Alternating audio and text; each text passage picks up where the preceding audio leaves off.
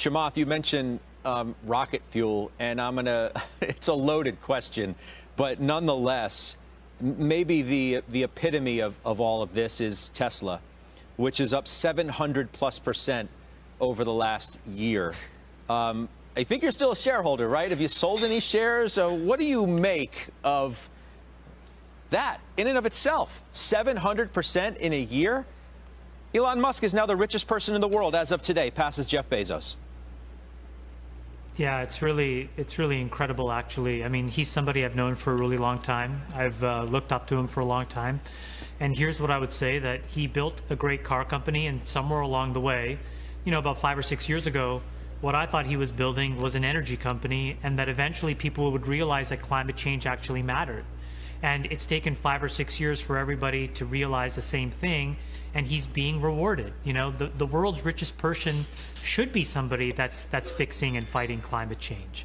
I think the reality is that Tesla is a distributed energy business, right? They are figuring out how to harness energy, how to store it, and then how to use it in a way to allow humans to be productive. Cars are a manifestation, but you know, solar panels are as well, power walls are as well. And I'm telling you right now, Scott, the big disruption that's coming is to power utilities. There are trillions of dollars of bonds, of capex, of value sitting inside the energy generation infrastructure of the world that is going to go upside down. And when that goes pear-shaped, Tesla will double and triple again. And I think, you know, I tweeted this a while ago, that I thought the world's first trillionaire would be a person fighting climate change.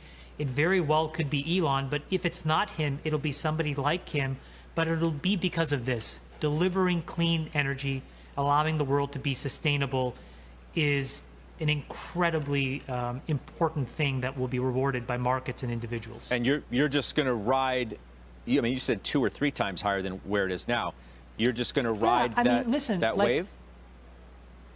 Scott, I don't understand why people are so focused on selling things that work. Let's just, you know, I'll make up a number. Let's just say I owned $1 billion of Tesla stock. If I sold it, now I have $1 billion problem. What do I do with that money?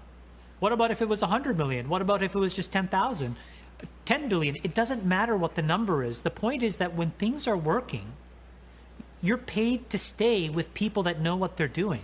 And this is a guy who has consistently been one of the most important entrepreneurs in the world. And so why bet against him? It's the same thing with Bezos. Why bet against him? And there are a handful of other people. Anthony Noto, who we just talked to today, is yet another person.